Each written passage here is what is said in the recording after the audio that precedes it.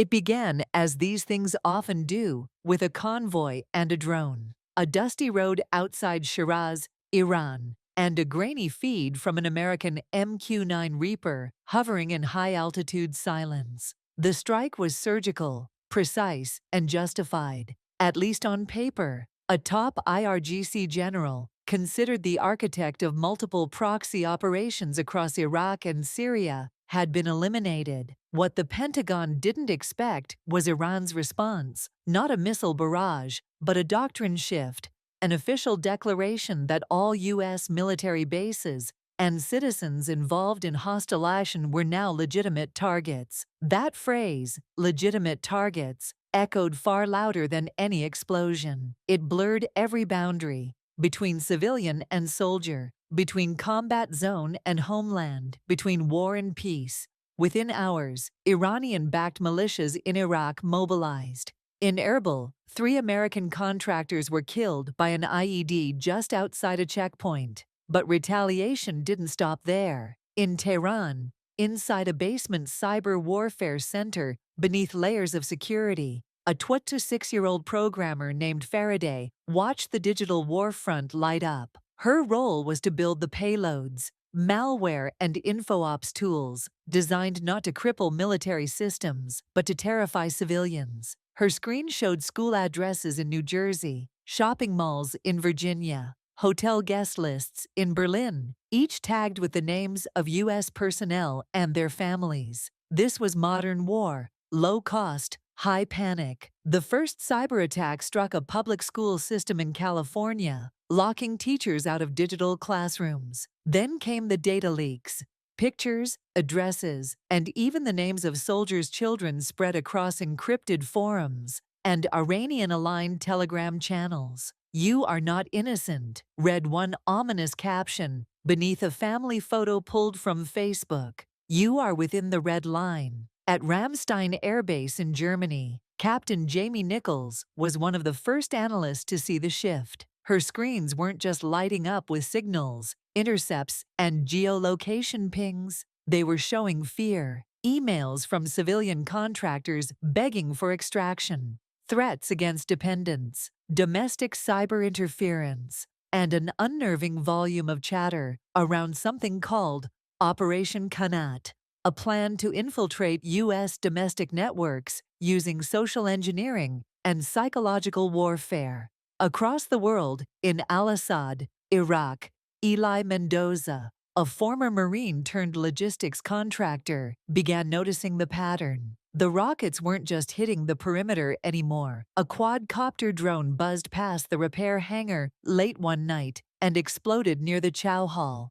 timed to coincide with civilian meal hours. The next morning, Eli found an envelope at his trailer door. Inside, a photograph of him, taken from across the compound, and beneath it, in neat handwriting, the words, "You are seen, you are marked." That message wasn't just for him. It was broadcast, metaphorically and digitally, to every civilian linked to the American military apparatus. Meanwhile, inside Tehran's Cyber Command, Faraday began to have doubts. She hadn't signed up for this, for threatening children or mapping daycare centers. But disobedience wasn't an option, not openly. She quietly began copying files, plans, targets, evidence of what was coming. When another American strike killed a Quds Force handler in Tabriz, this time unacknowledged but clear in signature.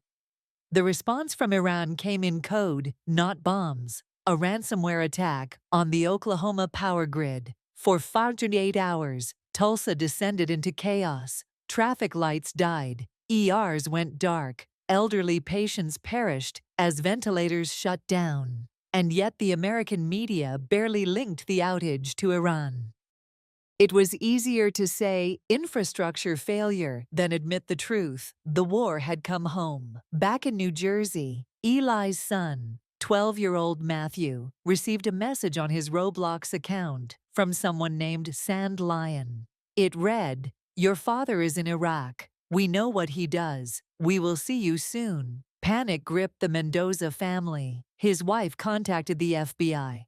The base issued a soft warning to all dependents: don't post online, don't check in, don't tag locations. The internet had become the new battlefield, and every smartphone was a front line. But the retaliation wasn't one-sided. The U.S. quietly greenlit Operation Silent Flood, a multi-agency effort involving Cyber Command, NSA intercepts, and covert Mossad cooperation. One by one, Iranian cyber actors started disappearing. Some detained, some neutralized in traffic accidents, others simply gone offline forever. But the leaks didn't stop. A new video appeared on the dark web. A montage of American bees intercut with footage of grieving Iranian families, overlaid with text, "You kill one of ours, we mark 1,000 of yours." In response, CENTCOM rolled out a new doctrine, Total Threat Doctrine. Under it, any digital actor involved in hostile operations could now be targeted as a combatant, even if they'd never picked up a weapon. Legal,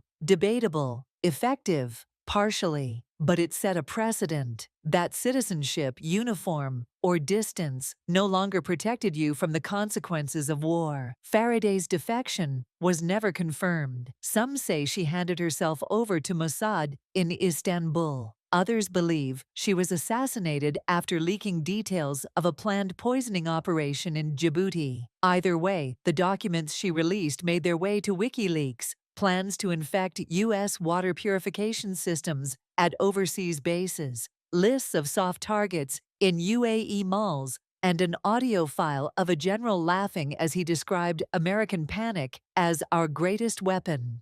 In Berlin, a bomb detonated outside a hotel hosting a U.S. cybersecurity expo. No deaths, just a message. The blast was timed to coincide with a panel on defensive technologies. Irony, weaponized. In Virginia, Jamie Nichols testified before Congress, "There are no more safe zones. Our families are on the map. Our homes are part of the terrain." By late 2026, psychological damage eclipsed kinetic warfare. Suicide rates among U.S. contractors spiked. School attendance at the overseas bases dropped. And in Washington, the term "red line" became political poison, a phrase whispered only in classified briefings. In 2027, another drone strike hit outside Tehran. The target this time was personal, a mid-level propagandist behind many of the threat campaigns. The man's wife and daughter died in the blast. Retaliation was brutal. A wave of small, fragmented cyber attacks across 13 states, timed with extreme weather, caused the deadliest series of hospital outages in a decade. Yet no formal war was declared. The White House, locked in an election year, avoided any statement. The conflict became a ghost, unnamed, but omnipresent. One morning, Eli found another envelope on his porch. This one had no photo, just a single line of text. "We remember." He installed cameras, barred the windows, moved his son's school, but he knew it was useless. The fear wasn't in being targeted, it was in never knowing when. That was the genius of the red line. It made everyone feel like they'd crossed it. This is how the war evolved. A slow, psychological unraveling, one that began with a single drone strike and metastasized into something bigger than policy or strategy. A war where missiles mattered less than memes, where data was deadlier than bullets, and where the battlefield was a child's iPad. And in the end, it wasn't about who won. It was about who endured, who adapted, and who broke under the weight of a war that no longer respected borders, roles, or rules. In this brave new world of silent sirens and invisible bombs, one thing became clear: the red line wasn't in Iran. It was everywhere. Please like and share in this video and subscribe to my YouTube channel.